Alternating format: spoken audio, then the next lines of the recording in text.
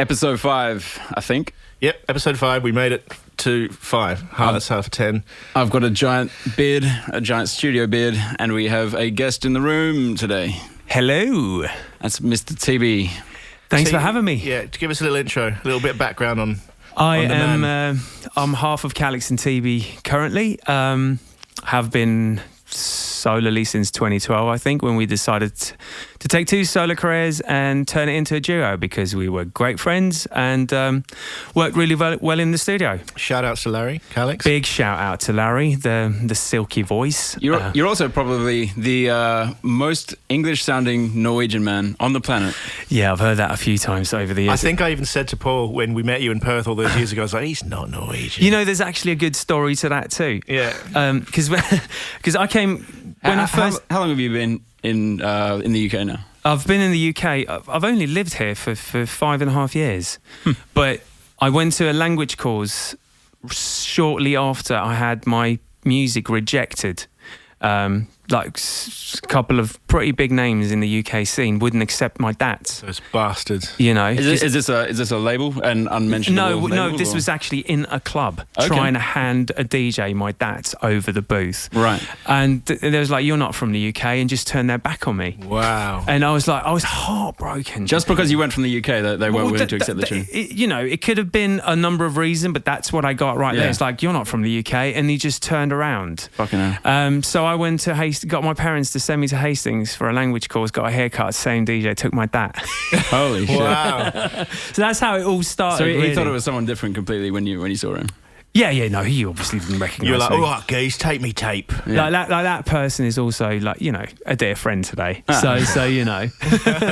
We won't mention. No, absolutely not. I had the same thing once when I was like 14 and trying to submit a Gabba demo to this Australian label called Bloody Fist, and I called them up, being 14, like, I've got this pretty good tune, like, will you be willing to accept it? And they said, like, well, sorry mate, unless you're from Newcastle, Australia, we're not taking any tunes unless you grew up in the tiniest town in the tiniest fucking town on the East Coast. God damn it, that's some admirable bogan you were spitting there full too. bogan. That's next level. That's next level bogan. So yeah, we're signed to. We obviously I set up my own label, Subtitles, in '99, which was going steady up until sort of, you know, the 2009. I remember for various reasons we signed to Round Records as a duo, and that had to take the front seat, so the label it's just sleeping at the moment, but I'm definitely bringing it back next year. Yeah, Paul loved Subtitles. I know, he keeps going on about every release. Yeah, I know, that's great. Thanks, Paul. Big shout out to Paul. So that's me, and yeah, that's it. Did Calix start doing vocals straight away on Calix TV stuff, or did it take a while? Well, we had a nightmare with multiple singers. Right. And Larry, you know, he's always joking around. When we're in the studio, sort of, you know, when you're beyond tired, but he was always singing, and he was joke lyrics, like horrendous profanities. But I was like, man, you know, he holds his note. He was always on the pitch.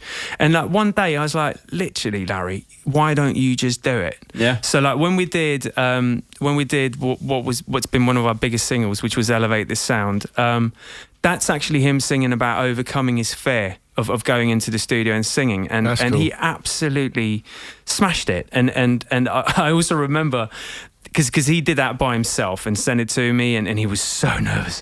And the next time when we did another track called Hurting, I was in the studio with him. No, it was not Hurting. It was A Day That Never Comes, and he had to drink like half a bottle of whiskey in order to be able to sing in front of me.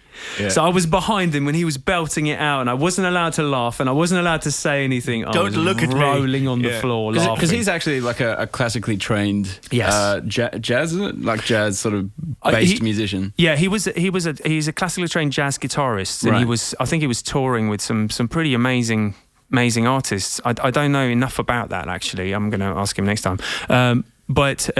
So he is classically trained, but it's like, you know, the jazz scene, you can't really... If you're big in a jazz scene, you're playing at a pub for like 100 people for like drinks. What's that one in Ronnie Scott's? I went there once. Right. That's not the Camden one, is it? I don't know. I think this one's in Soho, but it was full jazz. You know. Oh right. Oh, yeah. All the way jazz. I don't mind a bit of jazz, to be honest with you, but I like some of it. yeah, I like some of it. It sounds a bit dissonant to me, but ultimately there's some great feeling in it. Yeah. When it's improvised jazz, it gets a bit too jazzy. Yeah, for sure. But yeah, since that we've kind of just, as a duo as well, that means we have something, you know, that sort of makes us stand out a bit, which is also why he hasn't featured on that many things, and that's his own choice. He wanted to keep that integral to our brand, and it's because it's such a huge part. Well, it has become such a huge part of our sound. Well, you know what? That was originally my thing as well. Is that if you're doing tracks that you need a vocal for, it's. And you can do it yourself instead of calling like a session music or something, and you're singing scratch ideas and shit. Eventually, you're just like, well, fuck it. Why doesn't that just be the vocal that I use? Absolutely. You know, same thing. So which one was the one that Larry did first? It was Elevate This Sound. That was the first one. Yeah. We pull that up? We have it here. We've actually got that here. All right, this is Elevate This Sound by Calix and TV.